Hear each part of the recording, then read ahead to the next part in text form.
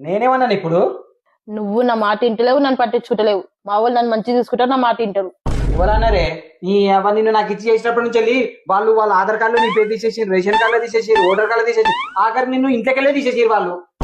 అవునా? అవునే. నన్ను చూడు, నా ఆధార్ కార్డులో నీ పేరు ఎక్కించిన, నా రేషన్ కార్డులో నీ పేరు ఎక్కించిన, నా ఓటర్ ఐడిలో నీ పేరు ఎక్కించిన. అంతెందుకు, నేను మొన్న చేయించిన ఎల్ఐసి పాలసీ కూడా బినామీ కూడా నీ పేరు పెట్టినా, తెలుసా నీకు? అంటే వాళ్ళు నన్ను వదిలిపెట్టేసారు, నన్ను పట్టించుకుంటలేరు అనమాట. మాట కాదు, నిజమే. ఇంత చేసినా కానీ మళ్ళీ నువ్వు నన్ను అరుచుకుంటలేవు, మంచిగా చూసుకుంటలేవు అని పడుతుంది నన్నే. సారీ అండి. ఇప్పటి వాళ్ళ ఇంటికే పోను, వాళ్ళ ముచ్చటే తీయ. మీతోనే ఉంటానండి, మీరు చెప్పినట్టు వింటానండి. సరే సరే పోనీ, ఇప్పటికైనా తెలిసింది కదా. అక్కడ ఏముండదు నీకు, మొత్తం ఇక్కడనే, ఏది ఉన్నా ఇక్కడనే. నీ ఇంటి పేరు మారినప్పుడే మొత్తం ఇటే, అర్థమైందా? పడుకో, కొద్దిగా లేచి బొచ్చెడు పని చేసుకుని ఉన్నది, సరేనా? సరే అండి. అమ్మో, మా వాళ్ళు నాకు ఇంత మోసం చేస్తారని నేను అనుకోలేను.